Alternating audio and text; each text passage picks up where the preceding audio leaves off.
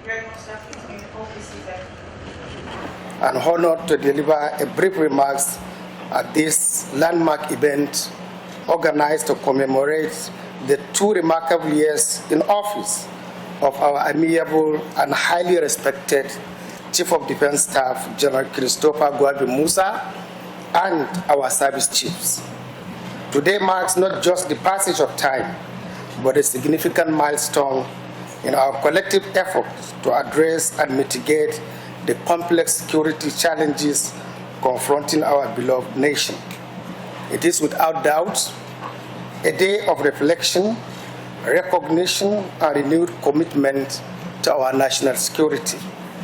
This program was conceived in alignment with one of the leadership philosophies of the Chief of Defense Staff, which is leading a people-centric armed forces. It is on this foundation that the Directorate of Defense Information continued to operate with the mission to ensure that the Nigerian public remains accurately and adequately informed about the activities, achievements, and sacrifices of the armed forces of Nigeria. As custodians of defense information, we understand the critical role information plays in shaping public opinion, fostering trust, and enhancing civil-military relations. Our duty, therefore, is to bridge the gap between the armed forces and the general public by sharing credible, timely, and factual information about the operations and commitment of those who bear responsibility of safeguarding our nation's sovereignty. Let me use this opportunity to most sincerely appreciate the presence of our esteemed media executives and stakeholders. Your partnership and your support is well appreciated. We will continue to work together in promoting narratives that reflect both the reality and the hope that define our ongoing journey towards peace and security. Let me also use this opportunity to thank the #1 spokesperson of the Federal Republic of Nigeria, the Honorable Minister of Information and National Orientation, Alhaji Mohammed Idris, for accepting to chair this event and for also laying a new foundation on how spokesperson should engage the general public without being unethical or unprofessional. Sir, your leadership, vision, dedication, and strategic foresight has repositioned the armed forces for greater effectiveness and impact. Finally, sir, I want to thank you all for honoring this invitation with your presence and support. Together, let us continue to build a more secure and better informed Nigeria. Thank you very much, and God bless. I'm Brigadier General M.D. Abumashi, the Deputy Director, Defense Media Operations. I'm standing in for the Director of Defense Media Operations, Major General M.D. Kange, who is presently for the Combat Support Arms Training Week holding in Kano. I'm to give highlights on the ongoing military operations by the armed forces across the country from 29th May 2023 to 29th May 2025. Notwithstanding the current security challenges in the country, a lot has been achieved in the last 2 years. The summary of operational activities of the military within the period under review are as follows. The total number of terrorists killed is 6,260, while those terrorists arrested are 14,148. The total kidnapped victims rescued are 5,365. Total assorted arms and ammunition recovered are 6,672 weapons, 777 rounds recovered respectively. While in the Niger Delta region, troops curbed the stealing of natural resources and recovery worth 83,114,541,921 naira only. Please permit me to give a brief highlight of the achievements made by the various military operations being conducted across the country. Starting with Joint Task Force Northeast Operation Hadinkai. The total number of Boko Haram terrorists and ISWAP terrorists killed are 1,246, while the Boko Haram and ISWAP arrested are 2,467. The civilians rescued are 1,920, while the arms and ammunition recovered are 982 weapons and 41,153 rounds, respectively. Next is Joint Task Force Northwest Operation Fansanyama. In the last 2 years, the number of bandits killed are 1,374. The bandits arrested are 2,160, while the civilians rescued are 3,288. The arms and ammunition recovered are 947 weapons and 25,802 rounds, respectively. A look at Joint Task Force North Central Operation Safe Haven. Within the period under review, the number of violent extremists killed is 323, while the violent extremists arrested are 3,850. The civilians rescued are 1,300, while the arms and ammunition recovered are 1,149 weapons and 8,588 rounds, respectively. Now to Joint Task Force North Central Operation Maestro. That's in Benue State, covering Benue, Taraba, and Nasarawa states. In the last 2 years, the number of violent extremists killed are 407, while the violent extremists arrested are 7,153. The civilians rescued are 1,510, while the arms and ammunition recovered are 1,065 weapons, 19,709 rounds, respectively. Next is Joint Task Force South-South Operation Delta Safe. The number of violent criminals killed are 103, while those arrested are 2,760. The civilians rescued are 266, while the arms and ammunition recovered are 393 weapons, 5,837 rounds, respectively. Now to Joint Task Force Southeast Operation Doka. In the last 2 years, the number of terrorists killed are 240, while those arrested are 1,677. The civilians rescued are 294, while the arms and ammunition recovered are 683 weapons and 21,371 rounds, respectively. Finally, down to Joint Task Force Southwest Operation Awase.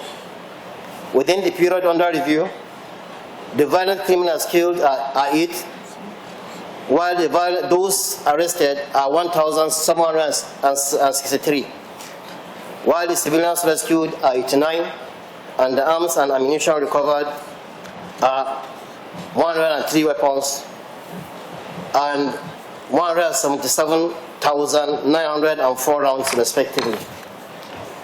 The armed forces remain committed to denying terrorists, insurgents, bandits, and other criminal elements freedom of action in the country. The success of ongoing operations is a testament to the determination and resilience of our troops, who continue to work tirelessly to secure the nation.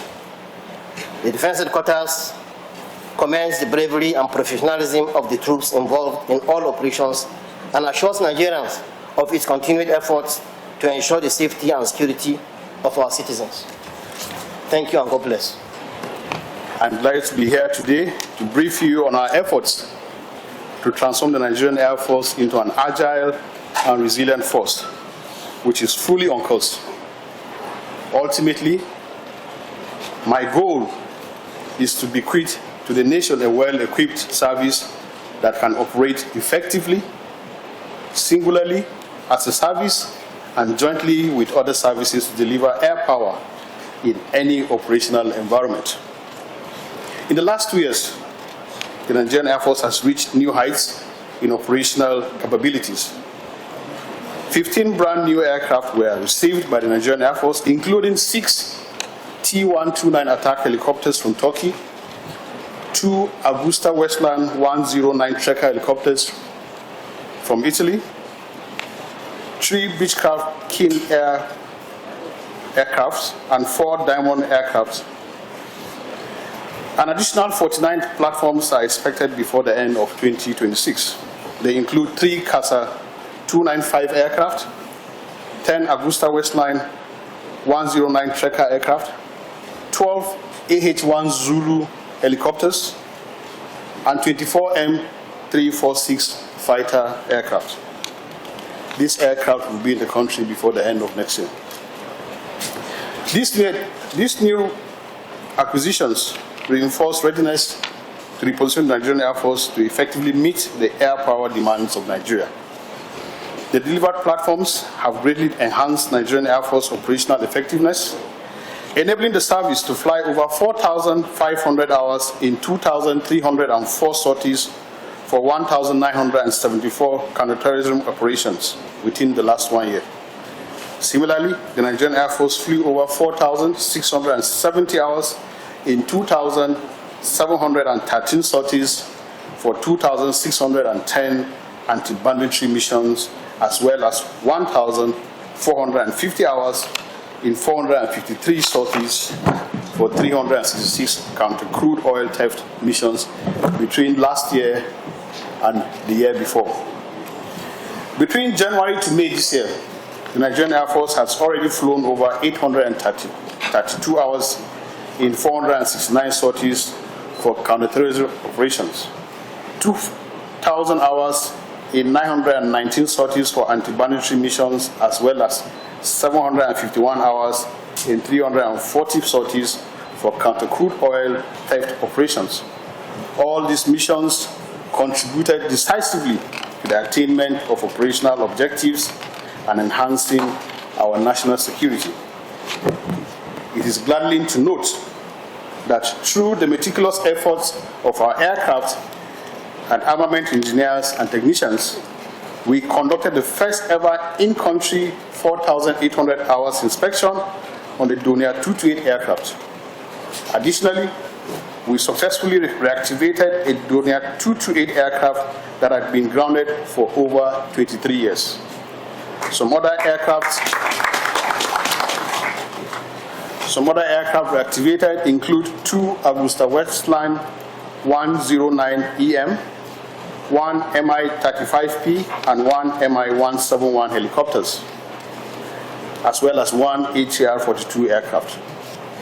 Platforms currently undergoing reactivation include 1 Super Puma helicopter, 1 Citation 680 aircraft, 1 ATR-42 aircraft, 1 Bell 412 helicopter, and 2 Augusta Westland 109 EM helicopter. Through Nigerian Air Force maintenance efforts, we have achieved an average serviceability status of about 72% in the last 2 years, enabling the Nigerian Air Force to sustain its operations and contribute effectively to the enhancement of Nigeria's national security. Our air operations have neutralized several high-value targets, dismantled logistics networks, and restored hope to communities plagued by insurgency. From June 2023 to date, over 3,496 terrorists were neutralized, while 775 structures, logistics, and 218 combat vehicles were destroyed by the air components of Operation Hadinkai in the northeast. Furthermore, the air components of Operation Fansagiyama have conducted several independent and joint operations to restore peace within their areas of responsibility in the northwest. In October last year, to date, over 2,154 terrorists have been neutralized, while 669 structures and about 271 motorbikes were destroyed by the air component of Operation Fansanyama. In Operation Delta Safe, the kinetic and non-kinetic employment of air power has had significant positive impact on our economy. As a result of our renewed onslaught through the projection of air power, I am happy to report that Nigeria's production of crude oil and condensates have improved significantly from the levels in 2023. Yet, where challenges occurred, the Nigerian Air Force did not shy away, taking full responsibilities for mishaps and committing to continuous improvement to operational safety and civilian harm mitigation. Just last month, the Nigerian Air Force launched a civilian harm mitigation and response action plan, which will guide the effective employment of air power to prevent collateral damage and unintended harm to innocent civilians. Beyond the front lines, the welfare of our personnel remains a top priority. Over 482 infrastructure projects were initiated across Nigerian Air Force bases, with 30% focused on accommodation. This has reduced the housing deficit in Nigerian Air Force by 25%, with a target of 50% by the middle of this year. In the past 24 months, training and capacity development have been intensified. Thousands of officers and men have been trained locally and abroad. Within the last 1 year alone, over 565 personnel completed foreign courses comprising 177 flying courses and 455 ground training courses.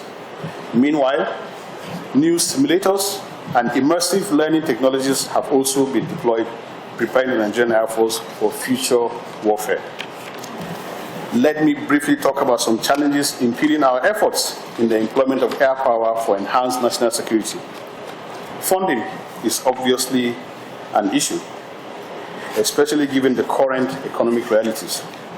Also, at present, all geopolitical zones in the country have one or more joint military and multi-agency operations ongoing. Hence, the Nigerian Air Force has had to frequently redeploy, re-roll, and reassign its limited air assets to conduct a wide range of air operations and missions across vast geographical areas in the country. This has overstrained and limited the ability of the service to concentrate force in time and space, which is a cardinal principle of war that is key to success in warfare. Lastly, international politics has become a crucial challenge. Western sanctions against some countries, where a significant percentage of Nigerian Air Force aerospace equipment come from, have hindered the service's procurement of aircraft spares, maintenance activities, and training, thereby negatively impacting on our projection of air power. Additionally, some countries and international organizations link arms sales to human rights conditions. Accordingly, the sale of arms and attendant spares have been delayed based on perceived or actual human rights abuses. This has delayed the availability of these needed munitions and aircraft, with negative consequences on our capacity to deliver air power for national security. Ladies and gentlemen, in summary, from asserting control over our skies to advancing human capital, the Nigerian Air Force has, over the past 2 years, continued to soar higher, stronger, and more resilient than ever. Thank you, and God bless. I'll be looking at Nigerian Navy operational responses from June 2023 till date, and thereafter I'll consider future initiatives. The Nigerian Navy's operational responses in the last 2 years have been in the form of anti-piracy and sea robbery operations, anti-oil theft operations, anti-smuggling operations, and joint operations. Others include asset recapitalization, establishment of new bases, hydrographic operations, regional and international cooperation, as well as regional and international collaboration. Starting with anti-piracy and anti-sea robbery operations. The Nigerian Navy has maintained credible presence at sea, resulting in significant reduction in sea robbery incidents while ensuring that no piracy incident occurred in Nigerian waters since 3rd March 2022, after the exit of the country from the list of piracy-prone countries. For anti-oil theft operations, the Nigerian Navy has been in the forefront of operations to curb oil theft through Operation Delta Sanity. Initially launched in January 2024, rejigged on 30 December 2024 with the integration of area surveillance and improved intelligence to achieve better results. This has led to arrest of 76 vessels and 242 suspects, while over 808 illegal refining sites with 2,411 dugout pits and 5,421 storage facilities deactivated. Additionally, several items used in perpetrating oil theft-related crimes were seized, such as speedboats, as well as arms and ammunition, amongst others. Furthermore, oil thieves were denied about 27.3 million liters of crude oil, 4.1 million liters of illegally refined AGO, 117,525 liters of DPK, and 369,155 liters of PMS. At current market rates, this amounts to about 29.5 billion naira denied oil thieves since the commencement of the operation.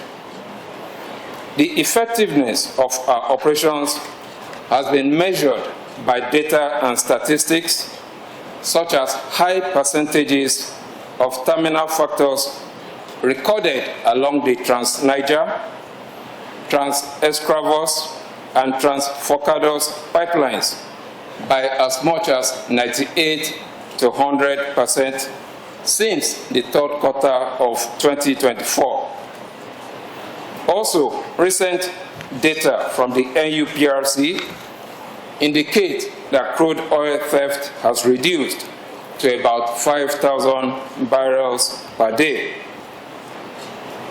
More so, sequel to presidential directives, the Nigerian Navy on 13 January 2025 commenced fiscalization duties in the nation's 5 crude oil export terminals, namely Bonny, Bras, Escravos, Forcados, and Kwai Ibo terminal, while efforts are ongoing to extend same to the other terminals. The objective is to verify and authenticate quantities of crude oil loaded by nominated tankers, thereby drastically reducing the incidence of oil theft at the terminals. Anti-smuggling operations. The Nigerian Navy anti-smuggling operations has recorded significant achievements. Specifically, petroleum products and 4,610 bags of foreign parboiled rice, as well as 1,467 bags of cannabis sativa and other psychoactive substances smuggled in wooden boats worth over 5 billion naira were intercepted in the last 2 years. I must state that curbing smuggling within the nation's maritime domain remains crucial to the Nigerian Navy's drive for national security.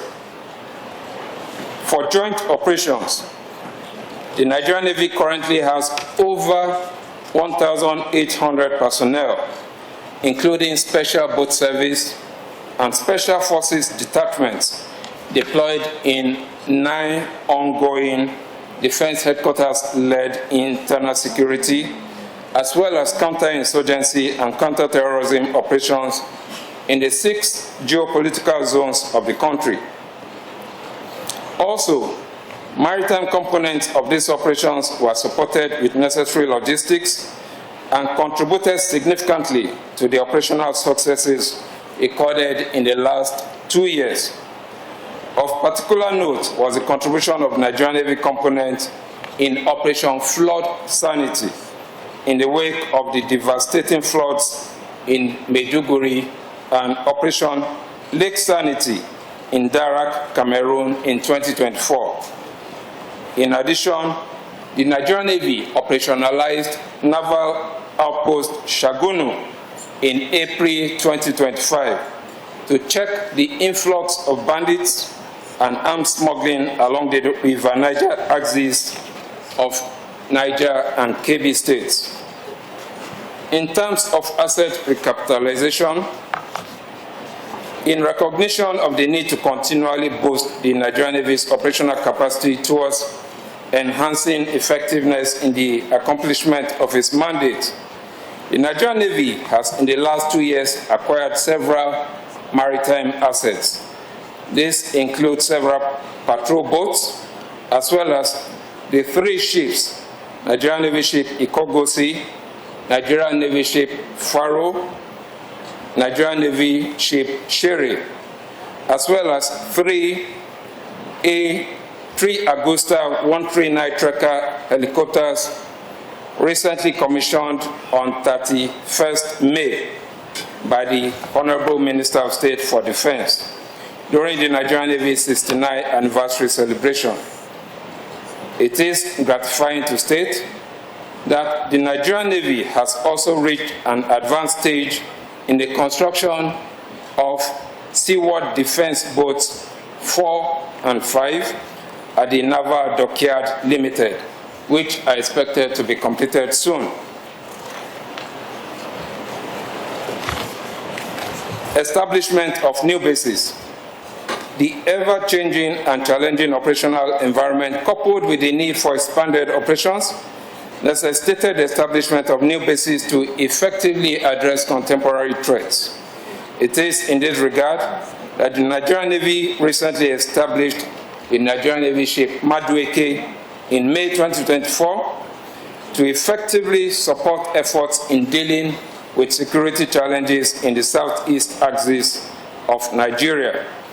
Also, the Nigerian Navy Marines was established to bridge existing gaps, as well as provide a robust, rapid response to bolster Nigerian Navy's internal security conflict operations. Likewise, a Special Operations Command was established in April 2025 to administer the Nigerian Navy Marines, the Nigerian Navy Special Boat Service, the Special Forces personnel, as well as Naval Explosive Ordnance specialists to enable more appropriate coordination and prosecution of land-centric operations. In hydrographic operations, the Nigerian Navy's state-of-art hydrographic ships carried out systematic survey of Nigerian waters, which culminated in the production of updated navigational charts and publications. Also, since December 2024, the Nigerian Navy's Hydrographic Department has been engaged in the hydrographic survey of the Bakassi Deep Sea Port, amongst other surveys in strategic locations within Nigeria's maritime environment. The survey operation is being conducted by Nigerian Navy ship Ochuzo in support of the Cross River State Government plan to construct a 20 meters deep seaport at Bakassi to boost shipping activities in the eastern flank of the country. Now to regional and international cooperation. The Nigerian Navy is involved in regional and other maritime security collaborative engagements under the auspices of the 2013 Yaoundé Code of Conduct, which prioritizes cooperation and information sharing between navies of the ECOWAS and ECAS. We also collaborate with the other international organizations to address transnational crimes in the Gulf of Guinea. It is in this regard that several warships visited Nigeria for joint patrols and exercises. Now to future initiatives. The Nigerian Navy future initiatives include acquisition of combat helicopters and strategic military drones to bolster our air arm, as well as acquisition of frigates, offshore patrol vessels, fast patrol boats, tugboats, patrol crafts for improved operational efficiency.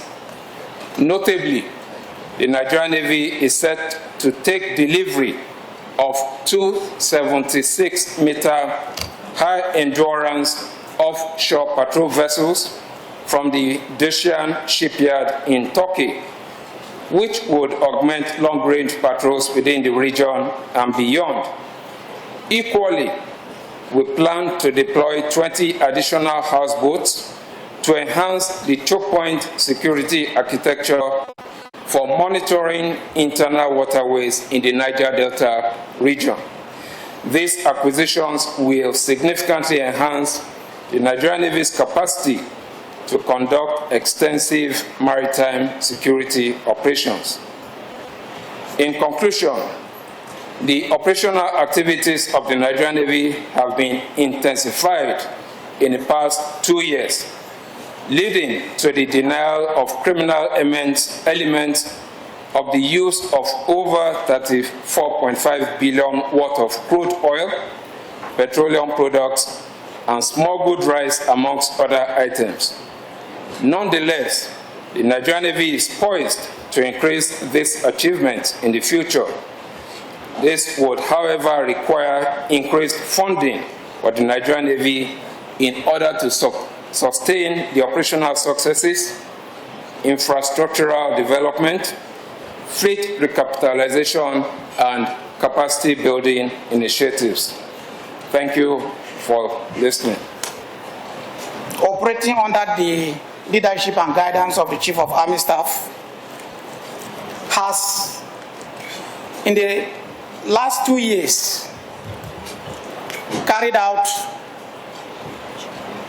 much operational activities in fulfillment of its constitutional responsibilities. And during this period, many quantities of battle enablers like mine-resistant, ambush-protected vehicles, gun trucks, AQ series, artillery pieces have been acquired. Many special intervention battalions have been created, trained, equipped, and introduced in the various trouble spots to make the difference we have today. In particular,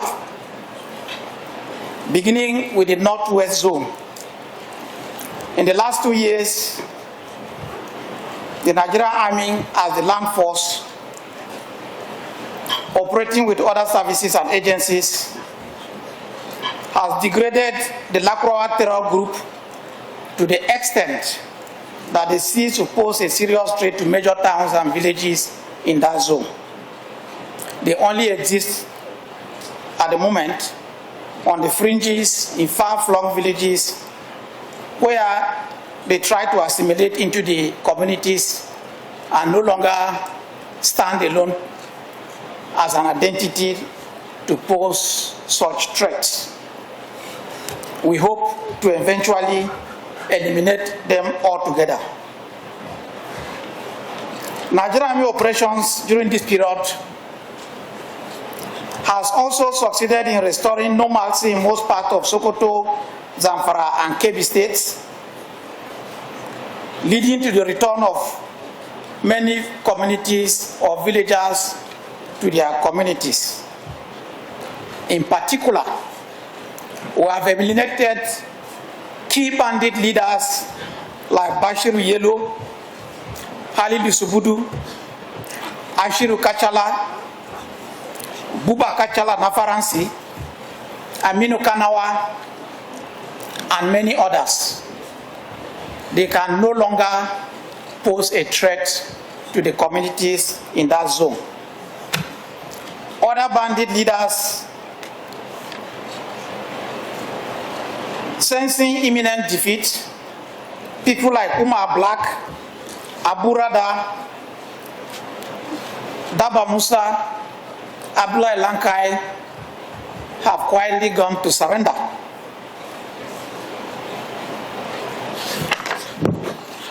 Bandits like Arero, while not yet in our net, have more or less gone underground and are operating in hiding. Under the continuous leadership of the Chief of Defense Staff, we will eventually get them all.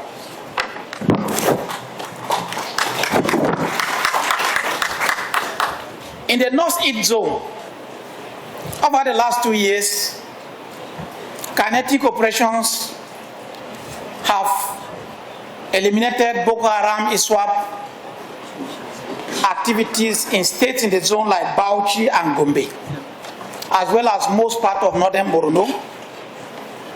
We have canalized them to mostly parts of, not parts of northern Adamawa. We have canalized them to mostly parts of northern Borno and a few parts of Yobe State.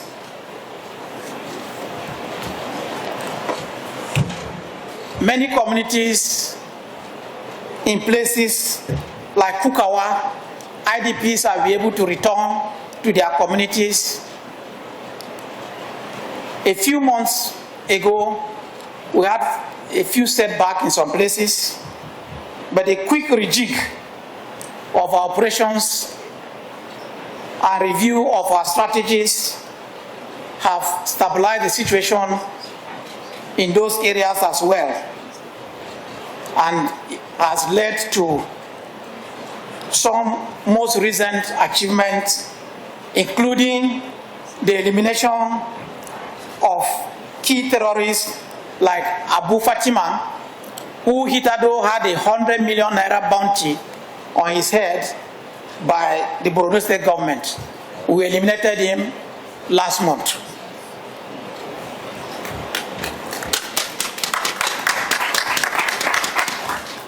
Following the rejig and stabilization of the last few weeks, we have also dealt serious defeat on the terrorists in Malamfoturi 3 weeks ago, where scores of them, including their key leaders and IED experts, were eliminated. Of course, as mentioned earlier by the military information officer, the kinetic operations have also driven thousands of terrorists and their families to surrender during the period of the last 2 years. In the North Central, despite the incident of last Friday/Saturday night, kinetic operations have largely driven to ground and restore high level of normalcy to places like Nasarawa State in the North Central, Niger State, Plateau State to a great extent. In Kwara State, last month, we eliminated an emerging threat in the Kainji National Lake Park in the areas of Kaema and the Ibaros.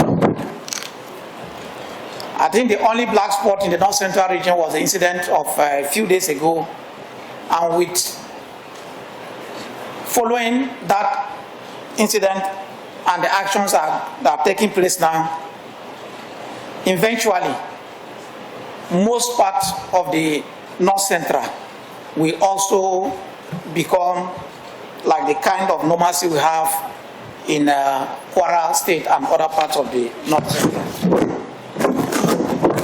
In the South-South zone, kinetic operations against oil thieves in the last 2 years has led to the rise of crude oil production from about 1.3 million to about 1.8 million barrels per day. Militants, cultists, and kidnappers in the zone have been degraded so much that there is a high level of normalcy in the entire South-South zone. In Edo State, intervention of additional ground forces and establishment of several additional forward operating bases has curbed the incursion of the IPOB ESN that was beginning to enter that area, as well as the headers attackers in the state. In the South-South zone, kinetic operations have equally degraded the IPOB ESN activities. We have removed them from existing camps at Mother Valley and other forests.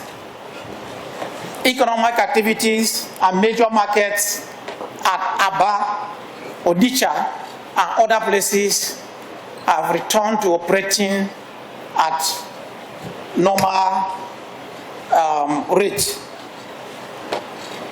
We have also eliminated key IPOB ESN commanders such that most of activities now of the IPOB and co remain on media pronouncements. On the whole, and with the continuous guidance, leadership of the Chief of Defense Staff, we will continue to fulfill our constitutional responsibilities and, by and large, eventually eliminate the threat posed in the various geopolitical zones as I've mentioned earlier. Thank you very much. Let me begin by appreciating everyone present today, especially the Honorable Minister of Defense, the Honorable Minister of Information and National Orientation, the service chiefs, heads of security agencies, media executives and press organizations, serving and retired officers, as well as members of the Nigerian public. I'm well aware of the many demands on your time, and I thank you most sincerely for finding it worthy to honor our invitation. Your presence here speaks volumes about your commitment to national security, peace, progress, and unity. At this juncture, permit me to express the heartfelt condolences of the Armed Forces of Nigeria to the families and communities affected by recent violent spate of attacks. We especially grieve with the nation over the tragic losses in Yelwata, Benue State, and other affected areas in both the southern and northern regions of our country. These senseless acts of violence against fellow citizens weigh heavily on our hearts. As always, we remain fully committed to ensuring that justice is served and that peace and stability are restored to all corners of Nigeria. Distinguished guests, it is worth recalling that exactly 2 years ago today, the current service chiefs and I were entrusted with the leadership of our respective services, the Nigerian Army, the Nigerian Navy, and the Nigerian Air Force, as well as the Defense Headquarters. On that day, we were charged by the President and Commander-in-Chief of the Armed Forces of the Federal Republic of Nigeria, His Excellency President Bola Ahmed Tinubu, GCFR, to steer the Armed Forces of Nigeria through one of the most challenging periods in our national history. Since then, we have been working as a unified team to respond to ever-evolving security threats facing our country. However, it is with deep sadness that I remind us of the unfortunate demise of our dear brother and colleague, the former Chief of Army Staff, Lieutenant General Tauri Lagbaja, who passed away in November 2024. May his soul continue to rest in peace. Following his passing, Lieutenant General Olufemi Oluwede was appointed as the next Chief of Army Staff. I must commend him for hitting the ground running, bringing renewed vigor, professionalism, and continuity to the strategic direction of the Nigerian Army. the Nigerian Navy's Chief of Naval Staff, the Chief of Air Staff, the Chief of Defense Intelligence, and all other chiefs have continued to work tirelessly to ensure that we restore peace and tranquility within our lovely country, Nigeria. A seamless transition has been vital in maintaining the momentum and cohesion we have built over the past 2 years. Ladies and gentlemen, the security landscape of our dear country remains dynamic and complex.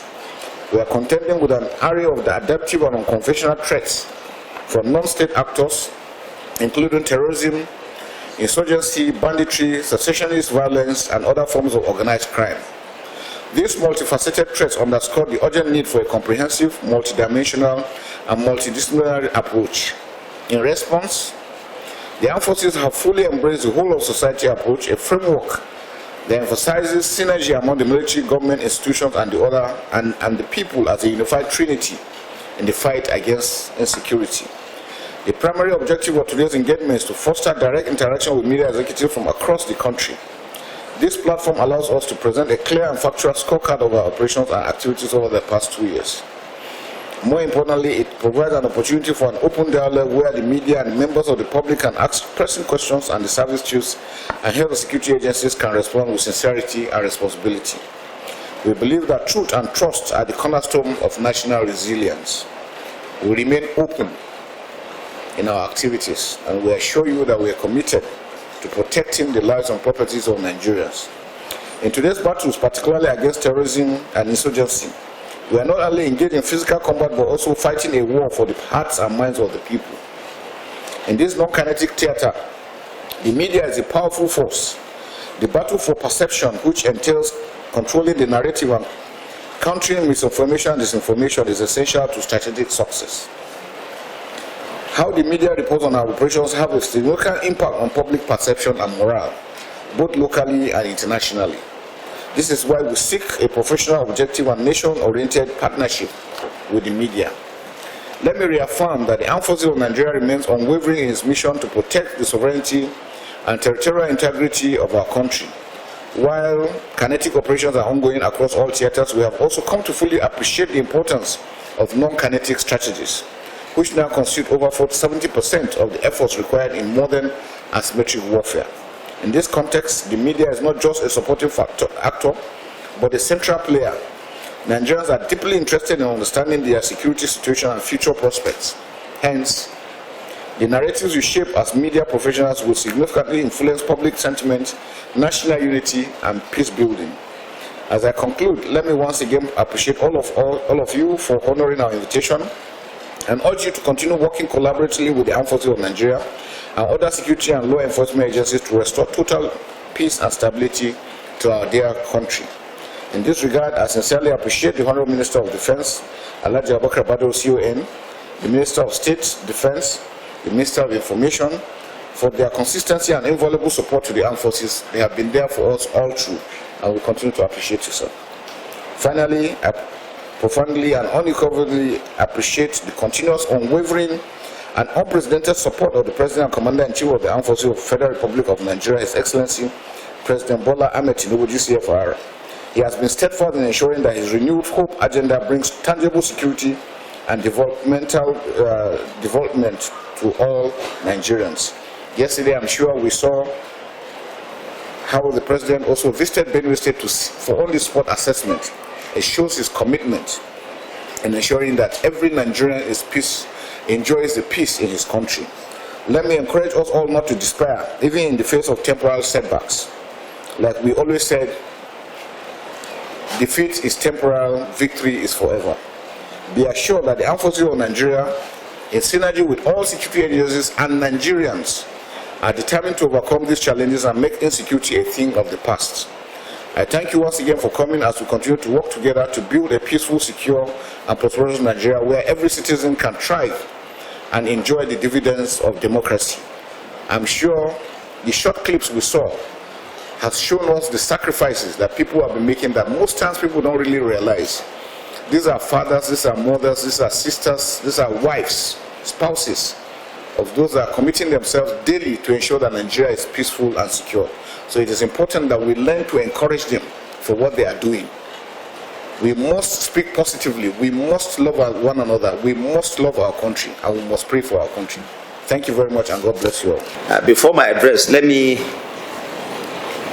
just say, General Christopher Musa, that I rarely, for the minutes that the video clips, I was asking the general if the officer, the female officer who had her leg amputated, was actually married. And he said, yes, she's married with children. So you can imagine what the children of that woman will be feeling. But what is instructive is the hope, the enthusiasm, and the show of commitment that we are seeing from these officers who have been injured. Not one of them has given us any reason to despair, to think that the fight against insurgency is not worthwhile for our dear country. I really wish to, on behalf of all Nigerians, really thank our men and women, our gallant men and women in uniform and other security agencies for the work that they do. And this leads me to the point that I always make, that for my colleagues in the media, it is very important that you note what these people are doing. It is essential that you take side with them, because they are doing so much and sacrificing their lives, losing parts of their physical bodies, so that you and I can sit and even have this meeting ongoing. It is, for me personally,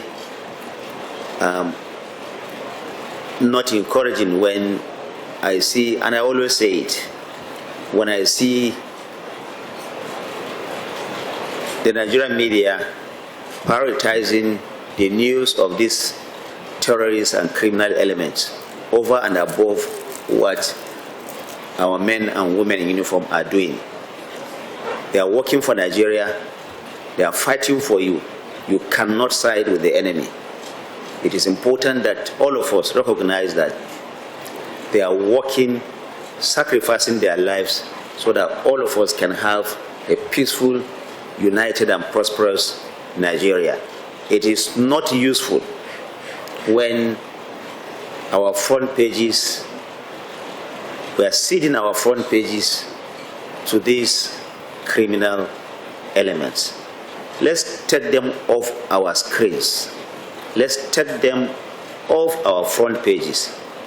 Let's remove them from the headlines of our radio stations. They don't deserve it. They should be treated. They should be treated for what they are. They are the enemies of this country, and we must treat them as such. It is an honor and a duty for me to be here today at this official engagement between the Military High Command and the leadership of the Nigerian media and other stakeholders. This event marks not only 2 years of service by the current service chiefs, but also 2 years of strategic recalibration in the security architecture of our great nation. I've said it over and over that we have seen a renewed vigor. Yes, we are not there yet. Yes, it is still work in progress, but we have seen a renewed vigor. We have seen a renewed commitment. We have also seen a new cohesion and unity within all the parts of our armed forces to ensure that we win this war. We want to especially commend the CDS and other service chiefs for making sure that all of them come together so that they can win this war. Let me also convey the commendation of President Bola Ahmed Tinubu to our service chiefs for their unshakable commitment, discipline, and patriotism in the discharge of their duties. The nation remains deeply grateful for your sacrifices, which frequently go above and beyond the call of duty. The President's renewed hope agenda is anchored on 8 strategic pillars, with strengthening national security for peace and prosperity occupying a central position. This emphasis is deliberate, as peace and security form the cornerstone of national development and economic stability. 2 years ago, when these officers were appointed, Nigeria faced a complex matrix of security challenges: insecurity in the northeast, banditry in the northwest, farmer-herder conflicts in the north-central, secessionist agitations in the southeast, oil theft and piracy in the south-south, and other forms of criminality in parts of the southwest. Indeed, the armed forces were stretched on all fronts at that time. Yet, under the strategic leadership of the Chief of Defense Staff and the service chiefs, we have witnessed not just a containment of these threats, but a visible reclaiming of our national space physically, psychologically, and operationally. Nigerians can now attest with confidence that our highways are significantly more secure than they were a few years ago.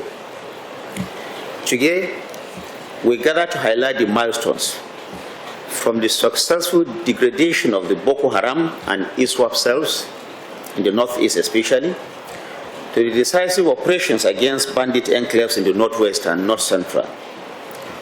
From improved naval patrols that have drastically cut down crude oil theft and the destruction of illegal refineries, to the relentless air interdictions that have disrupted the logistics and mobility of criminal elements. The scorecard is not only impressive, it is reassuring. That is why this engagement is very crucial. The media, as the fourth estate of the rim, must be a strategic partner in nation building. You are not just chroniclers of events, you are co-creators of national consciousness. When you report on security issues, you are not only informing the public, you are boosting the morale of our citizens and the Nigerian armed forces on the front lines. Since assuming duty, we have noted, the Chief of Defense Staff, how you have adopted a culture of openness and strategic communication. The meeting we are having today is a clear indication of that.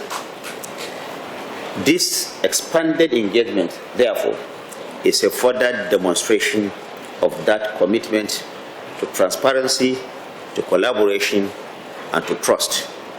I urge you to continue to deepen that in the interest of our nation.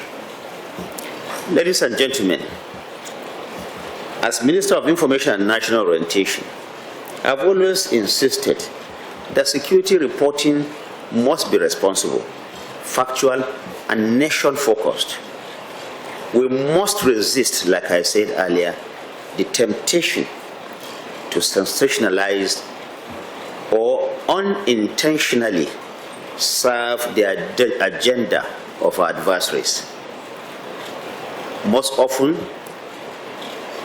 our media professionals are not aware that this propaganda that these terrorists and criminal elements dish out is actually serving the purpose of those that we are actually fighting as a nation.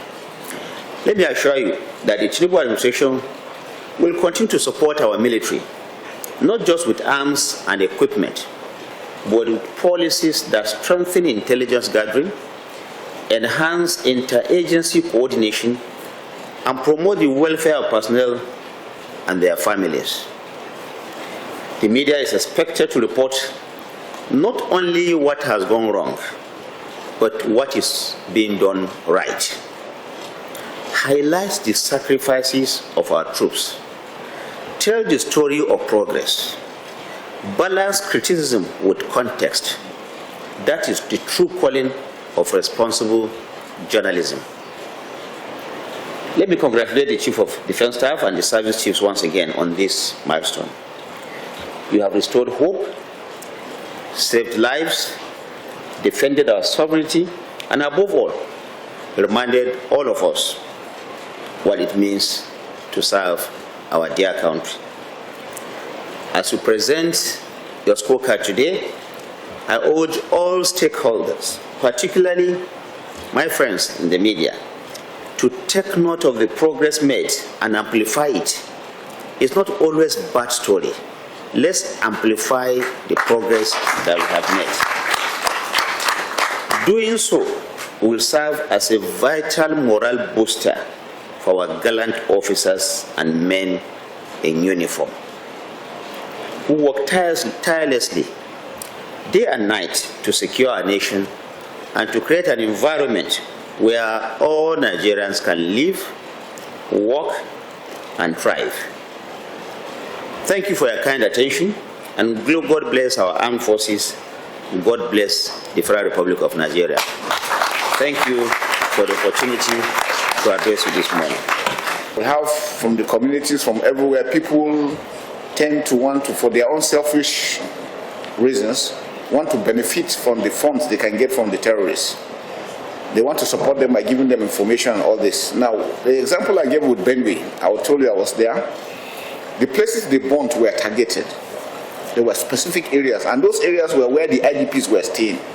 Now, the question is, those guys that did it, how did they know that this is where those IDPs were staying? So I'm talking about the communities. Even within the communities, they have people giving information as to what's happening within communities. And those are the things we're saying. And it is because when something lasts for a very long time, you get to have this things. It happens everywhere. It's a human nature. So what we do is, what do we do to mitigate such things?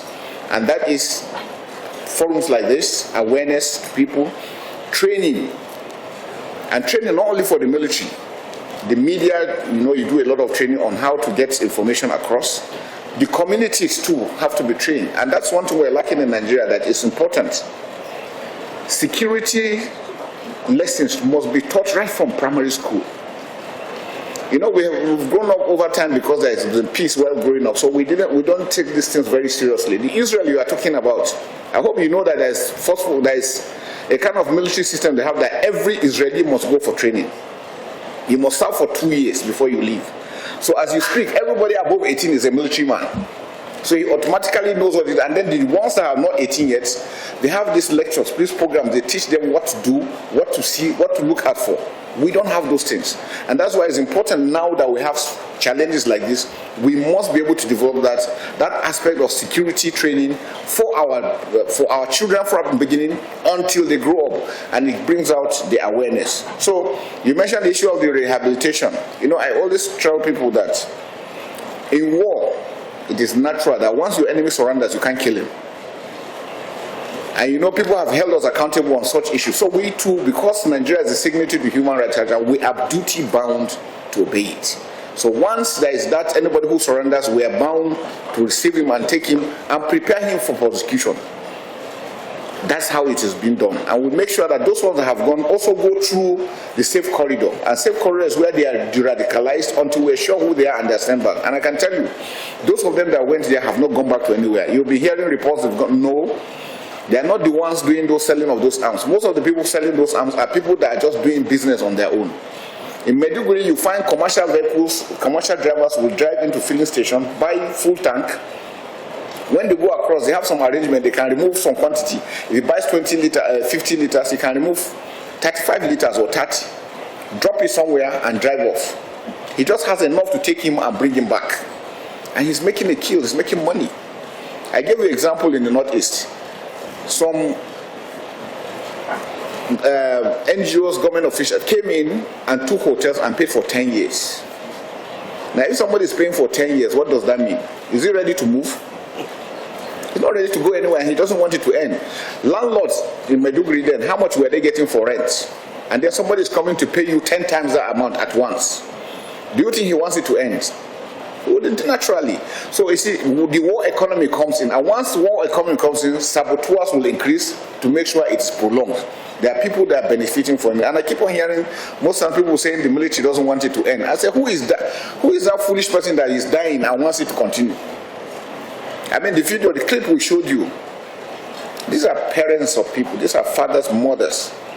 Just the way we're here, our children are going to school, coming back, we can take them for movies, we can take them. You don't have that liberty to do that. The children are not seeing their parents. Okay, look at that one, that double amputee. Tell me, what can he do again for his family? So these are the things that we need people, Nigerians, to understand, that people are sacrificing so much for this country. And then we need to encourage them. Like you had, the few of them that have gone for Invictus Games felt a sense of belonging, and it gives them new awareness. So those are the things we appeal to Nigerians to always want to support these people. And for all those ones committing crime, whether civilian or not, most times when you hear when the Air Force strikes an area, the next thing you hear is that civilian casualties. I can tell you most of those times there are people that are trading with the terrorists. Most times before any strike is done, deliberate efforts have been taken. Yes, there could be mistakes, but on most occasions, they are the ones trading with it. So when he hits, they'll come and say, no, they are just civilians. You cannot be a friend of a thief is a thief.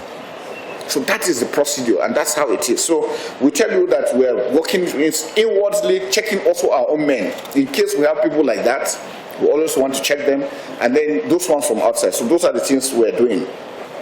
You mentioned that we're losing to, it's war we're fighting. I think sometimes people don't really, maybe people think we're still doing Nollywood or Kannywood. No, this is real life situation. People are being killed.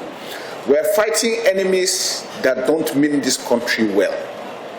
And the most unfortunate thing on their own part is that they have nothing to lose. They are working on drugs. They are all drugged up most times. So even when you are shooting them and killing them, they are coming. And so most people feel that they are not scared. No, a lot of them are on drugs. When we arrest them, keep them 3 days. When the drug wears out, the man will be telling you, what is he doing here? Most of them. And then some of them have been brainwashed. So it is by this disarmament program that some of them came to realize that they were being lied to. Their commanders are busy living larger than life, and yet they are the ones suffering. And so those are the issues, and that's why it's unfortunate. Like I've always advised, no country should allow asymmetric warfare or terrorism to start. It is a very, very difficult operation. Americans did 20 years in Afghanistan. How did they end up? With all the technology, with everything they had. So when you are dealing with somebody who believes in what he's doing, it's a very dangerous situation to do. And then so the society must come together with members of the armed forces to defeat that. Otherwise, it will continue to be a problem. So the dying is, and you mentioned that yes, we don't show pictures. I don't know how many of you know how many people died in Afghanistan. They don't tell you. They don't mention it. Because again, it has effect on morale. The idea of running to go and report, also you are affecting the morale of the troops. And once your men are demoralized, how do you want them to work? So we must always understand these concepts. That it's important that we think of the men that are doing the fight. And that's why we took it upon ourselves that those who are injured, we should not just leave them go like that. Because the people fighting will say, oh, if it happens to me, this is what will happen to me. And naturally, he's not ready to sacrifice himself. So those are the issues, and those are the things we want Nigerians to always understand. That we must support our forces. They will make mistakes, but that does not mean we should go out insulting everybody and making it. And the way it looks as if when a soldier dies, we tend to like celebrate it. When a terrorist dies, nothing happens. These are the two things that we need to look at. Are we looking for the money, or we're looking for the continuity of the country and of Nigeria as a nation? Those are the things that I think is very important for us. Modern warfare, yes, we don't produce what we need. Most times when we buy, when we get those things, we have to take them and use them to our own peculiarity, and we're doing the best we can. It has also enabled us to be able to develop some level of expertise on handling of those things. But because we don't produce them, we rely on buying from nations. You don't get them off the shelf. Even with your money, sometimes it's difficult buying those items. But we are doing the best we can to get it. With what we have now, what we are achieving, I think it's almost a miracle we're doing. That I can guarantee you. But again, the president has approved last year signing the DICON bill. Now what we're doing with DICON is we're inviting original equipment manufacturers to come to Nigeria and let us produce.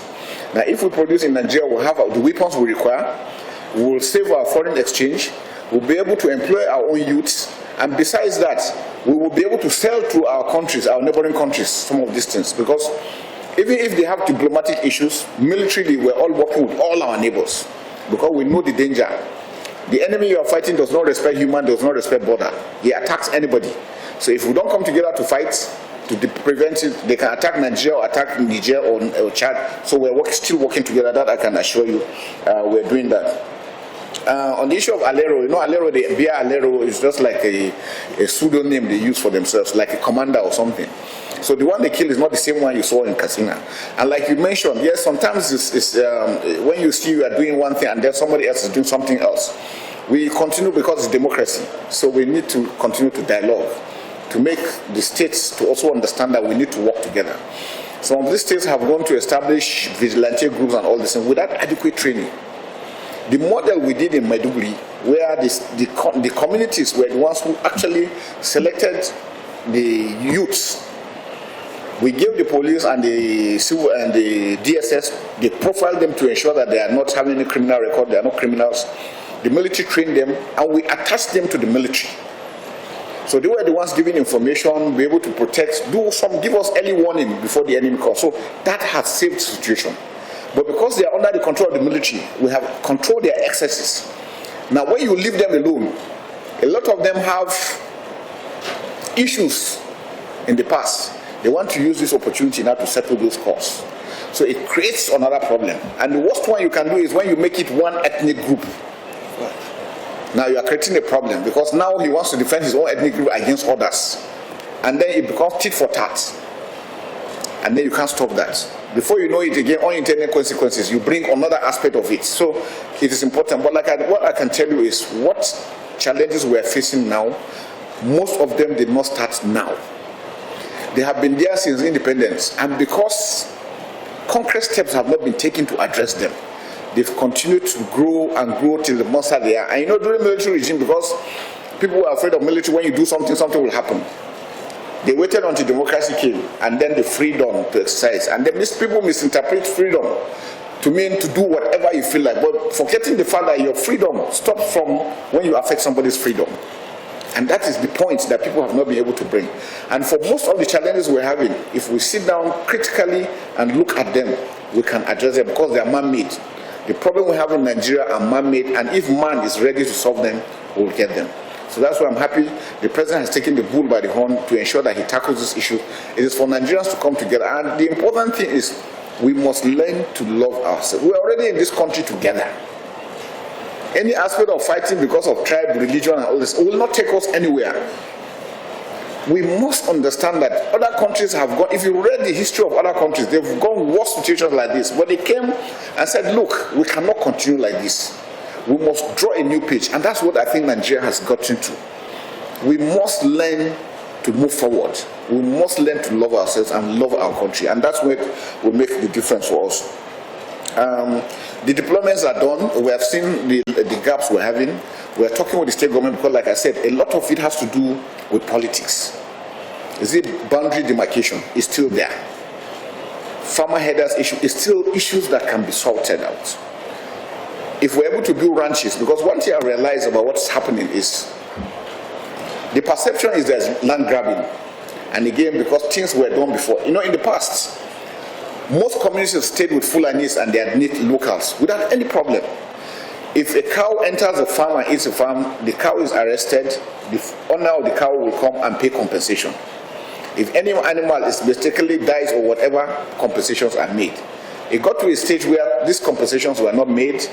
Instead, cows were sent into farms to kill. The farmer gets angry, he attacks the animal, the full animal feels his own investment has been dealt to, and then prosecution wasn't there. So impunity setting, and this is where we are today. One, law and order must be there. A criminal is a criminal. You commit a crime, you should suffer for the crime you have committed. Once we start implementing that fully, it will negate these issues and we'll have understanding. But dialogue, we must continue to talk together as brothers and sisters. Or somebody said, or else we'll die as fools. And I think we don't want to die.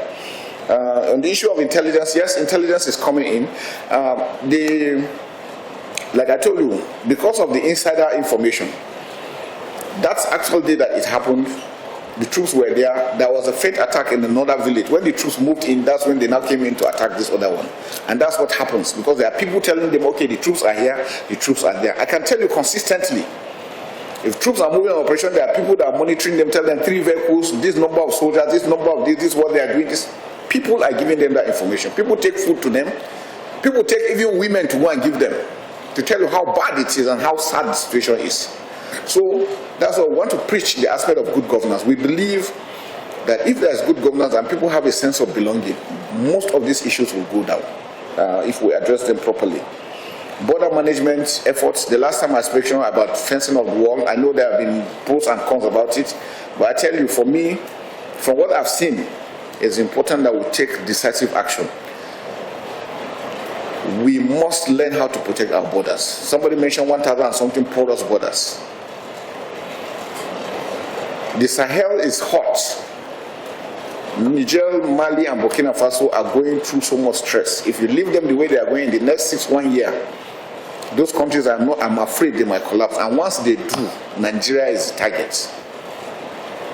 And we must be proactive now. So whatever thing we have to do, it's important that we do that as quickly as possible. I think it's very important. Despite the killing, we still hear about killings. Killings will continue. The number of people who said we have killed, how many are they compared to the whole population of over 200 million?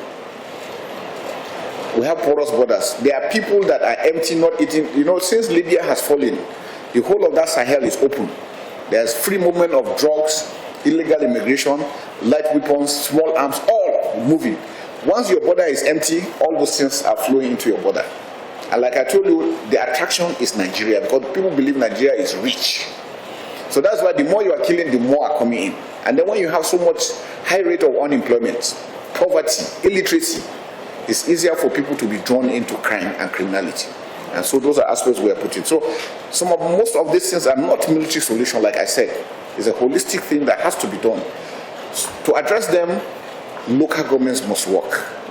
Because if you have a state with 20 local governments, 20 local government chairmen, crime is localized.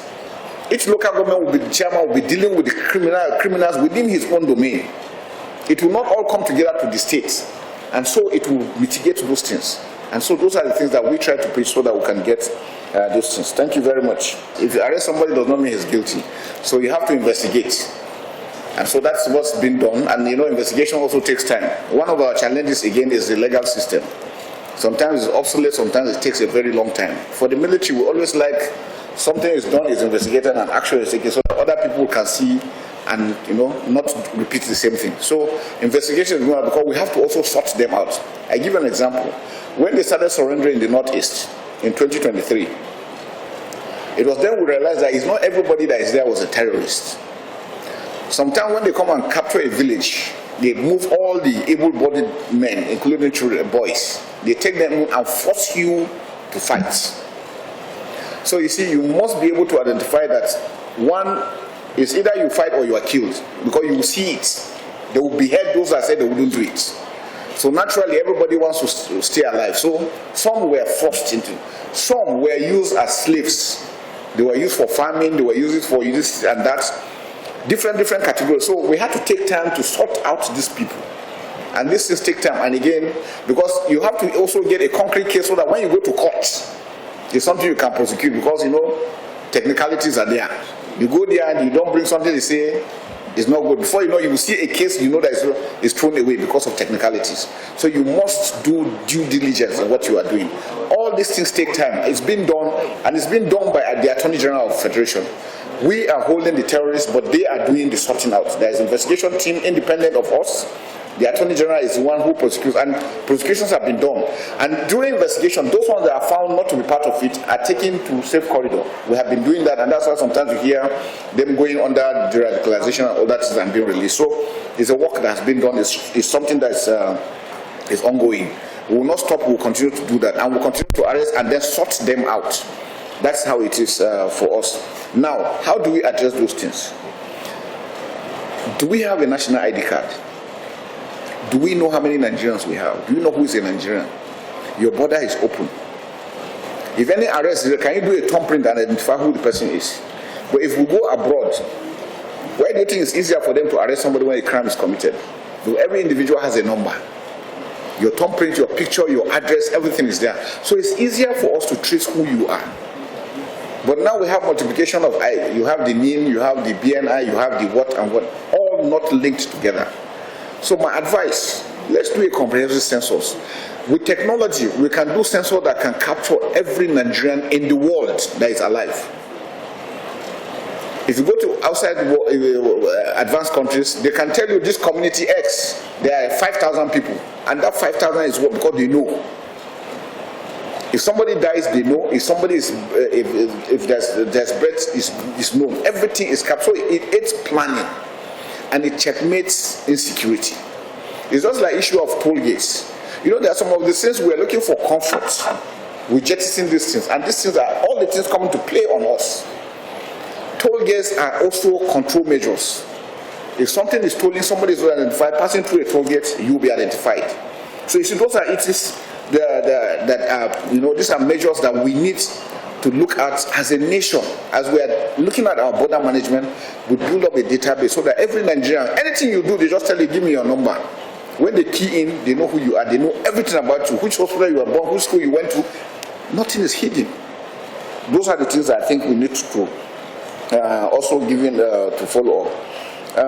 Yes, Mr. President gave us a directive. We're working on it.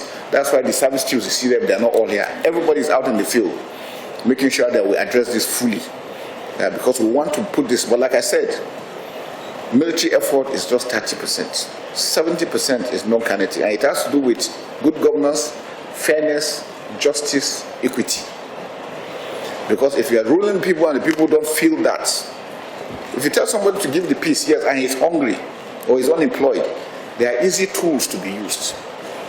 So we must put all this together. That's why I say it's a whole of society approach to asymmetric warfare, and that's why it's very important. I don't know if I've missed anyone. The issue of resurgence, like I said, the Sahel on its own is what is bringing the pressure to Nigeria. The Sahel is open. You know, we have an ungoverned space from Sudan. You know that Sudan is on fire. Central African Republic has issue. Libya is open. All the arms and ammunition and everything they have there is an ungoverned space. So movement, and that's why this immigration you see in this Japan, how many of Nigerians you see them traveling through the desert? It's all this playing out. They're putting the pressure into Nigeria. And that's why we need to be holistic in our approach in addressing these issues clearly. Issue of retirees, no. The armed forces, I think, is one organization that I think has been doing well. Yes, you might say maybe the money might not be enough, but then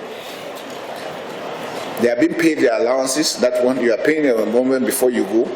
The armed forces is doing the best. They are also available. Our hospitals and these things are there. Now, efforts are being made by the federal government to also make sure that we look into the issue of housing for all of them.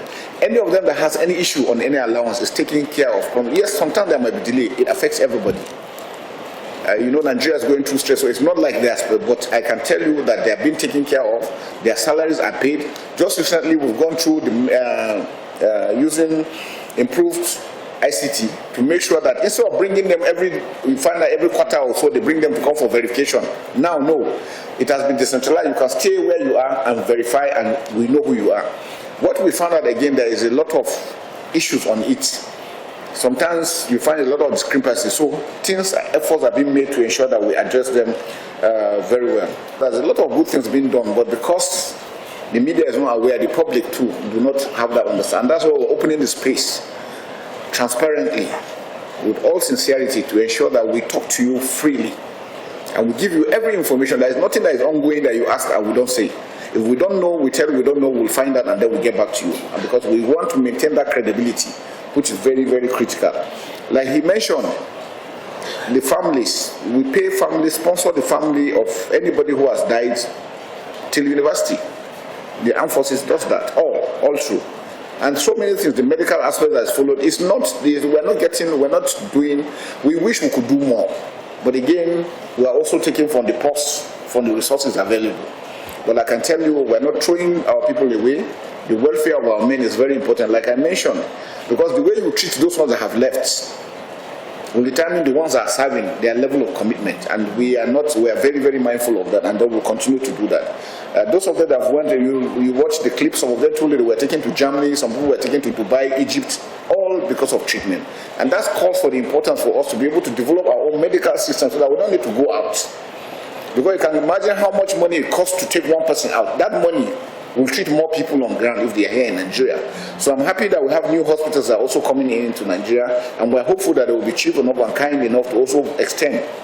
I've met a few hospital proprietors that are willing to also assist members at their own contribution to the peace effort, and I think that's what we should try to increase. When we say want to rate our performance, well, I don't know. I don't want to go into figures and all these things. All I'm saying is that Abuja-Kaduna Road is free. If you go there at night, you see the number of people moving.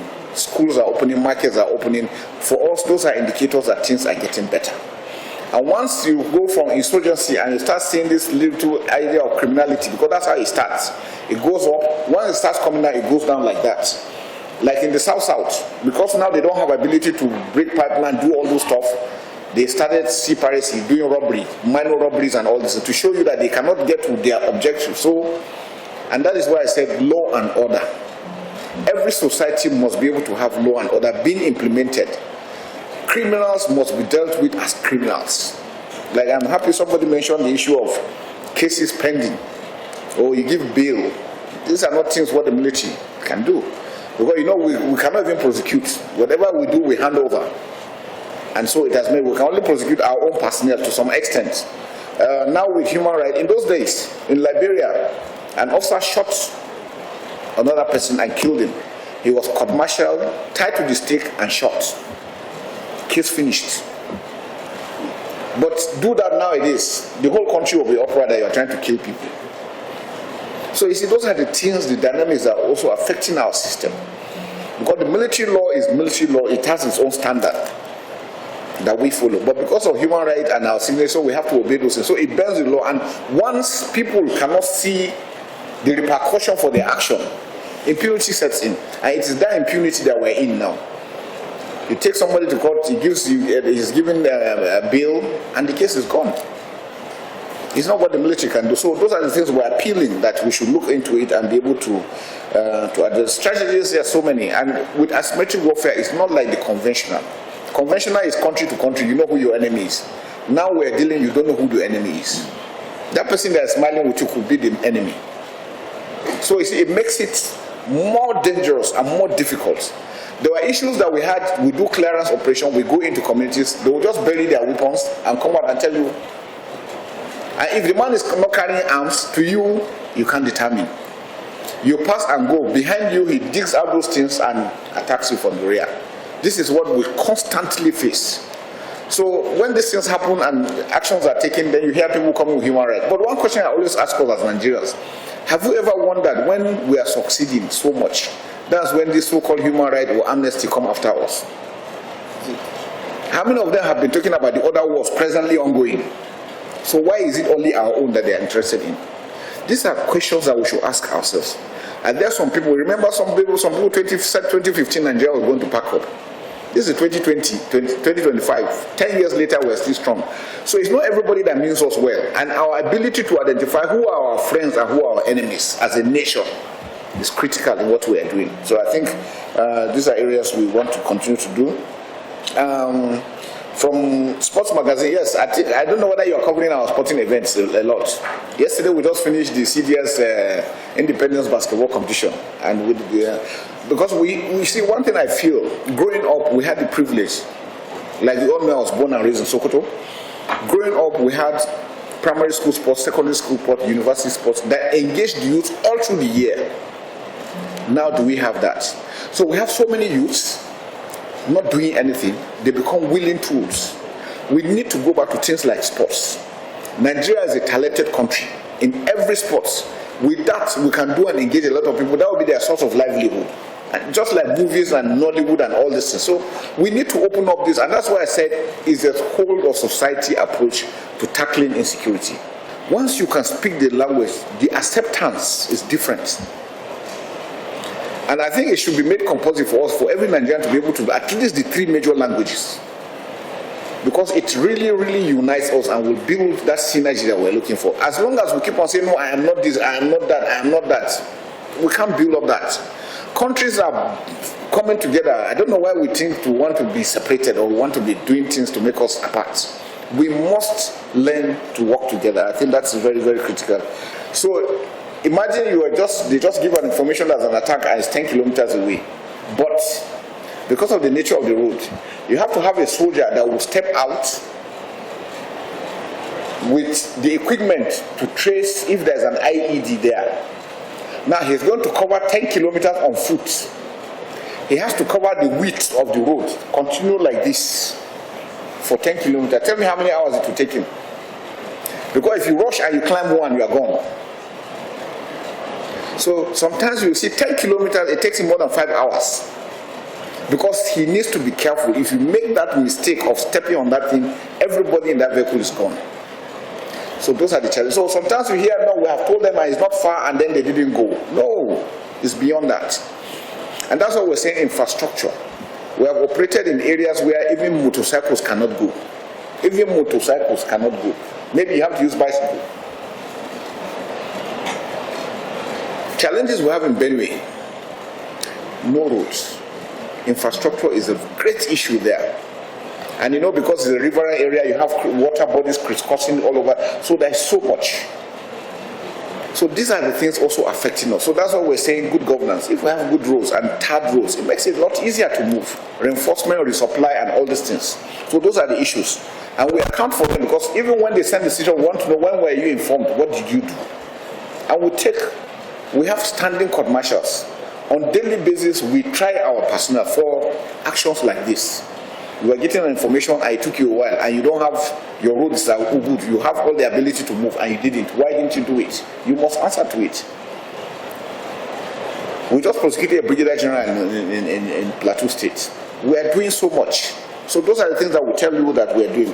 Plan B is part of this things, awareness to the people. The Ministry of Interior also using the immigration and the customs to also make sure that sensitize border communities, and we do a lot. But like I told you, when you have a critical challenge, you must take drastic action. For me, I still stand for the fact that we must find ways of protecting, defending our borders, or else. Sometimes people say it's going to be expensive. Well, which is better? If like I saw a documentary, they asked somebody that if you wake up tomorrow, or they give you $1 million not to wake up tomorrow, will you collect the money? I wonder how many people will say yes. So it's not the money, it's living, it's life. If you save the money and you die, then what's the use of the money? So if we have the money, why not spend it? We have Ajakuta there, they can give them as a task. It will be sort of employment to provide wire mesh or something that we can do. Like I told you, Pakistan fenced over 1,000 kilometers with Afghanistan. The terrain, if you know that terrain, is hilly. And they did double fence, not one. Double fence and put concertina wire in the center because they know the threats from Afghanistan. So when you know the level of threat coming at you, it will be full high. You sit down and you are calculating it to take it. When the threat comes in, you might not even get the time to have a country anymore. So I want to appeal to all of us, please, that we have a great country. God has blessed us, everybody knows, but we need to love ourselves, to love this country and make things work. I think if we do that, Nigeria will be better. Thank you very much. I'm representing the Honorable Minister of Defense because he's unavoidably absent because of other national engagements. So I'll read his speech. It is with great pleasure that I'm with you today to deliver the keynote address at this significant engagement between the Chief of Defense Staff, the service chiefs, and media executives and other critical stakeholders. Today's gathering is timely and of utmost importance. As we all are aware, our country continues to grapple with the diverse security challenges. Initiatives such as this that aim at bridging the information gap between the armed forces and the public deserve our utmost commendation. Transparency, collaboration, and strategic communication are indispensable tools in our collective effort to secure the nation. Let me begin by affirming that the armed forces of Nigeria belong to all Nigerians. Their successes are our collective successes, just as their challenges are of significant concern to us. It is therefore imperative that every Nigerian understand this important symbiotic relationship. National security is not the burden of the military alone. It is a sacrosanct national duty for all citizens. In this regard, consistent and honest communication between the military and media and the populace is essential. The role of the media in this partnership cannot be overemphasized. As the fourth extent of the realm, the media is a veritable megaphone of the nation and a vital bridge between the government and the public. Your responsibility in ensuring accurate, timely, and constructive reportage is crucial in shaping public perception and maintaining morale between the military and among the citizenry. However, with the responsibility comes the need for balanced reportage and professionalism, as well as commitment to the national interest above all. I also want to underscore the valuable role of stakeholders. Your insights, timely advice, and unwavering support go a long way in strengthening the operational effectiveness of our armed forces. The national security is a multidimensional undertaking that requires the input of all segments of society, especially those with influence and voices. Ladies and gentlemen, permit me to commend the Chief of Defense Staff and the service chiefs for their deliberate, focused, and tireless effort in tackling the multifaceted security threats facing our nation. The leadership of the armed forces has been both strategic and pragmatic, demonstrating clarity of vision and firm resolve. On my part, as the Honorable Minister of Defense, I always strive to ensure that our troops remain inspired, fully equipped, and mission-focused. You will agree with me that we are yet to be where we should be, but with the commitment of the CDS service chiefs and our gallant troops, we will soon be there. We recognize the enormity of the task between us. However, it will be equally unjust to acknowledge the progress that has been, and not to acknowledge the progress that has been made. Despite negative narratives in some quarters, there is tangible evidence that we are turning the tide against the insurgents, the bandits, and other criminal elements. Progress may not be fast, but it is undoubtedly incremental and real, but we must sustain the momentum. Let me at this juncture reflect on strength, weakness, opportunities, and strength sought for short of our engagement. It is evident that our armed forces possess considerable strength. Chief among these is interagency collaboration, especially in the realm of intelligence gathering and sharing. However, we also recognize our limitation, particularly in terms of equipment and logistics support. I must note that addressing these gaps remains a top priority for our Commander-in-Chief, President Bola Ahmed Tinubu, whose unwavering support has been instrumental in the ongoing transformation of the armed forces of Nigeria.